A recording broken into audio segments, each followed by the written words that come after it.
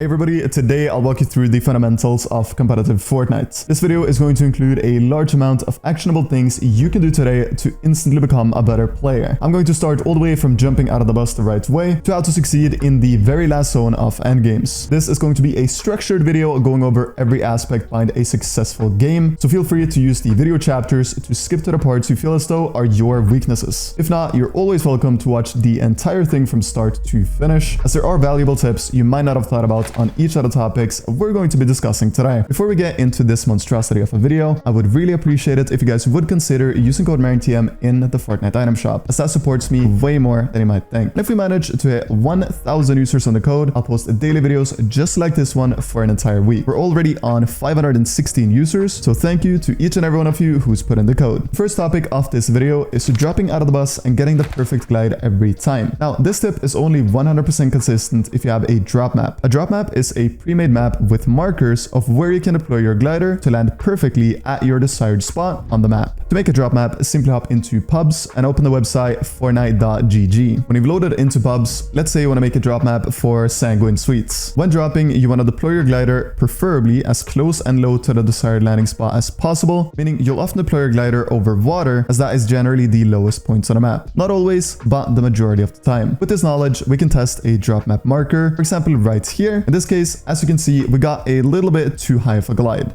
That means that we have to put our marker further back. Once the marker has been put further back, we try dropping again. This time, we got a perfect glide. Do this long enough so you get a comfortable amount of markers for your drop spot, and you'll have the perfect drop map in no time. It's incredibly simple, and it will make your off spawns so much easier. Now let's talk about how to always, regardless of how far the bus is, get the fastest and best glide possible. Starting the game off, you need to look at where you're dropping from the bus. The bus is the fastest method of transportation in the early game, faster than both diving and gliding. So we need to use that to our advantage. The best way to ensure a good glide is to mentally draw a straight line from the battle bus path to the desired landing spot. Naturally, when gliding straight in a line, we will go faster compared to if you dive in a left to right or right to left motion. Now that we've jumped out of the bus, it's extremely important to attempt to delay pulling the glider out as long as possible. A common misconception with gliding is that pulling the glider in and out somehow makes dropping faster. That is not the case at all. And although sometimes it isn't possible to reach your drop spot without pulling in and out your glider, you want to try on those long drops to simply look as high up as possible when diving without losing momentum, and keep that angle whilst diving downwards, putting on auto run.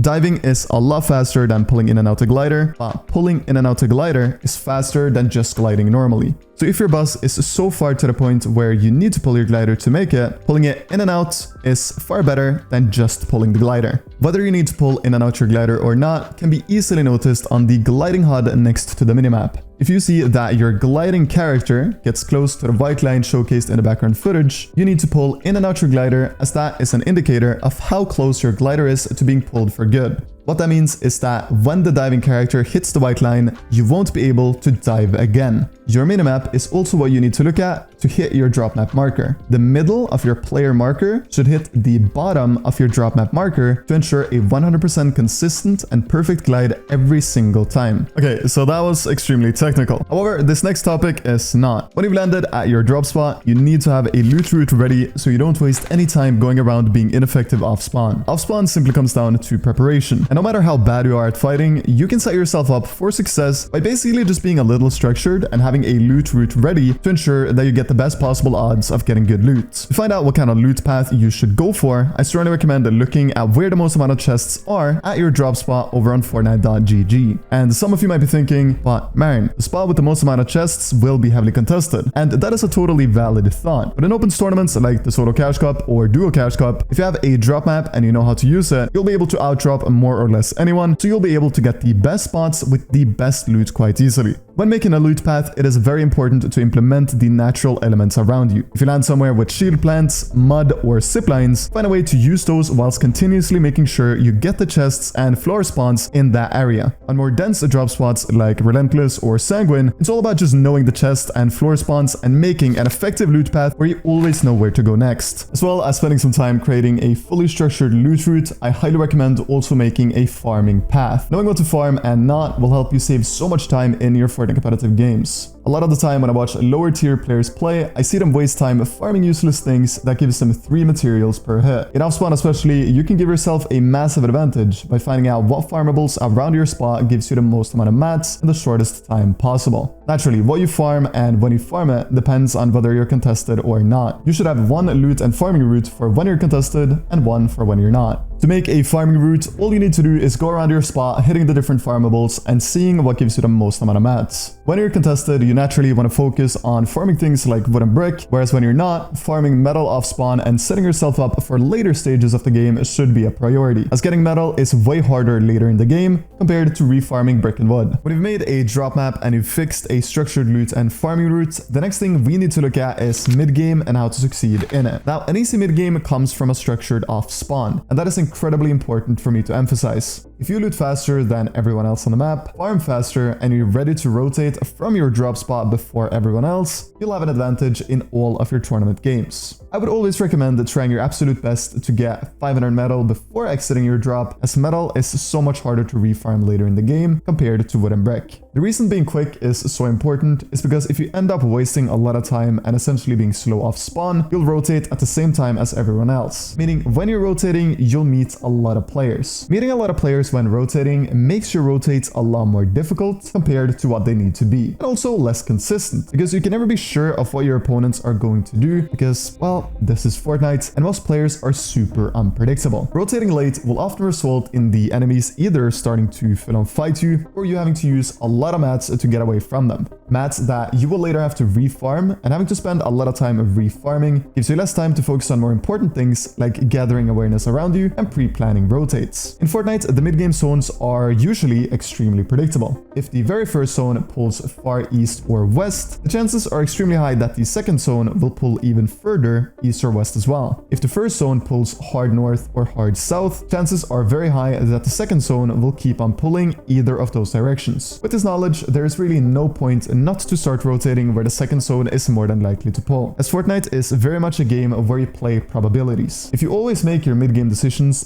based on what is most likely going to happen, you will over time see more success compared to if you always gamble on the big risk, big reward kind of plays. A great time to start rotating from your drop is 30 seconds before the first zone starts closing in. This will make sure you're rotating before everyone else, and regardless of where you land, you'll be able to secure a super good spot in the zone. Great mid-game spots are usually high ground positions where you can get full awareness around you, and spots that are easy to rotate from regardless of where the following zones are pulling. When the later mid-game zones are pulling, one of the best ways to rotate them is to go instantly when they pop. Rotating the second a new zone appears is often a very good play, as many of the other players in your lobby are looking at the map thinking about how to make the rotation. Naturally, in later, smaller zones, when you are close to many different teams, this can be a little more tricky and it demands a higher level of awareness to pull it off flawlessly. But if you're a smart player focused on nothing else than getting yourself into the zone, you'll easily be able to make it. You see, a lot of players don't understand that their main objective when rotating mid-game is getting into the zone and setting up a secure position. A lot of players start shooting opponents they think are easy elims and get left in a very difficult position because of it. If you shoot bullets on mid-game rotates, that's basically saying to the entire lobby, here I am, please start spraying me. Even just shooting a shotgun shot will give out audio cues to the rest of the lobby, and as a result of that, you might need to waste a few hundred mats and some shields. If you want to consistently place highly in your tournament games and not scuff yourself in mid-game, you need to be very careful with shooting whilst rotating. Of course, there are situations where you may be scuffed and in need of a refresh, and sometimes getting those refreshes can be easier on rotations. In those situations, it's very often the right play to take the opportunity for a refresh when it's given to you. But if you are structured and able to play early game at a high level, these situations where you're in need of a refresh early on will very rarely happen, especially in opens tournaments. Also, as a little bit of a side note, when rotating out of your position in stacked mid games, please, for the love of God, exit your box from the least contested side. Often from lower tier competitive players, I see them opening up their wall or cone towards the entire lobby. Instead of doing that, simply go out from the back side of your boxes you're rotating from, and you'll be going under the radar to a way higher extent compared to if you're rotating by opening your wall towards the lobby. If you're rotating at the same time as another team, you need to know how to communicate with them. If you see another team and you you look directly at them and place a few builds towards them, and they do the same, that's you saying let's rotate and not shoot each other. There are many ways to communicate on rotates, and the more you play scrims and the more experience you get, you'll understand more and more how to do it. In short, succeeding in mid-games really comes down to firstly, and most importantly, structured off spawns where you're quick to gather good loot and good mats. Then you need to rotate to secure a good position so you can get an overview over all the opponents around you. With the awareness from your good position, you can pre-plan easy rotates regardless of where the following few zones pull. You want to limit how much you shoot on rotates, unless you're scuffed and in need of a refresh to keep playing the game. Timing and communication is going to be the key to getting flawless rotates when the mid-game circles become smaller and smaller. And with a little bit of experience, you'll easily be able to make it to the end game with super good loot. When you made it past the early and mid game, now is the time to perform. First moving is about to pull, but what in the world can you do to succeed? If first moving pulls max distance for you and you have the opportunity to go instantly as soon as the first moving shows up, you need to take that chance. Now, an easy way to see whether or not you can go instantly is to have remembered where the uncontested side of the previous zone was. If the previous zone looked like this and the moving zone pulls in the way of where this zone was covered by the storm, no opponents will be on this side, meaning you can freely walk all the way to the front side of the first moving circle. First moving is very chaotic, and in order to play it at a high level, you need to play slow and gather awareness all around you. If you're in need of a refresh, taking opportunities on the front side will be infinitely better than looking for elims on the backside. Looking for elims on the backside will make it harder for you to get the mats, and the players will also give you drastically less loot than the players who are staying front side. The healthiest and most stacked players will be at the front trying to secure a good position. So often,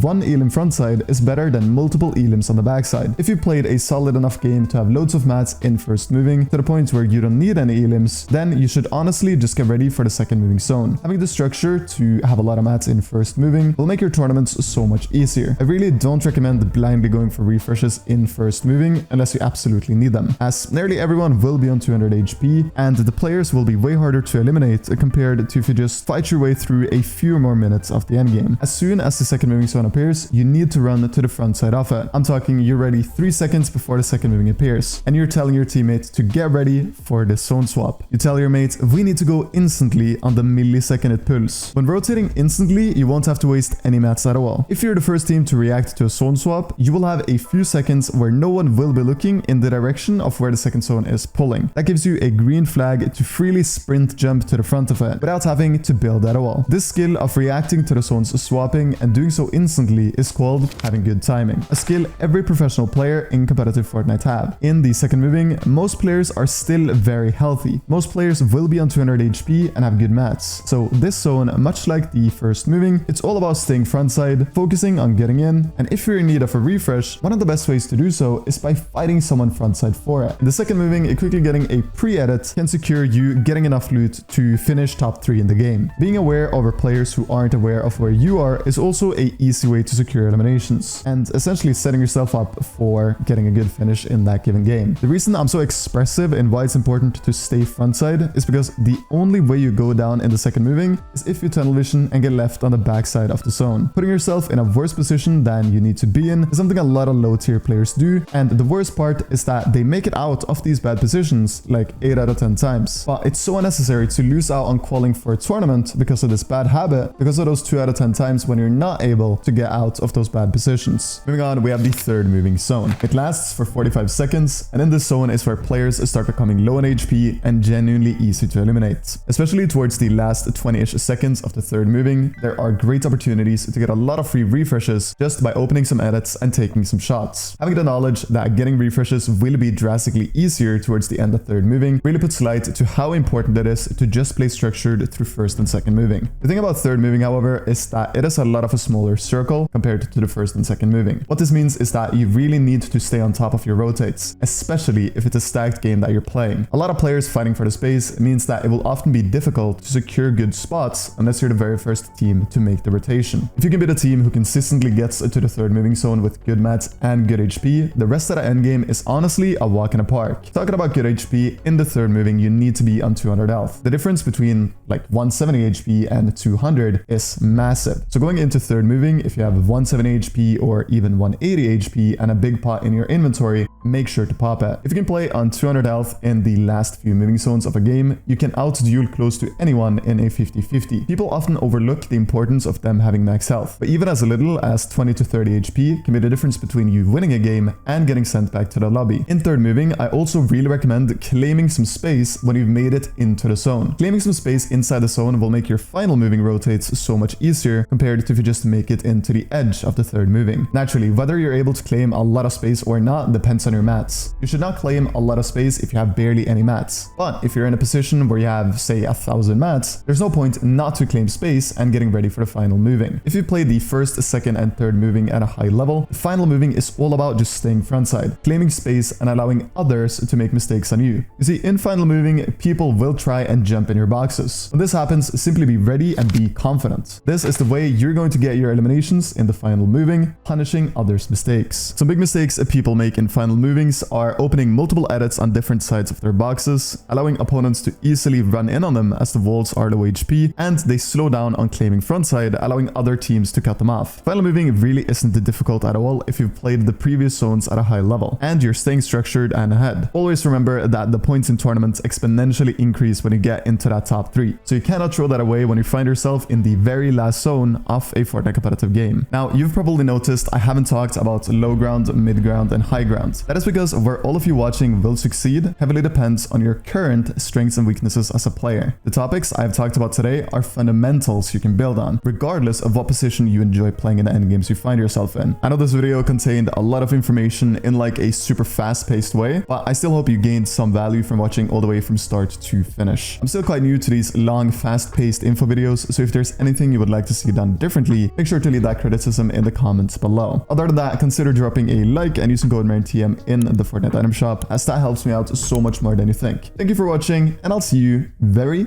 very soon.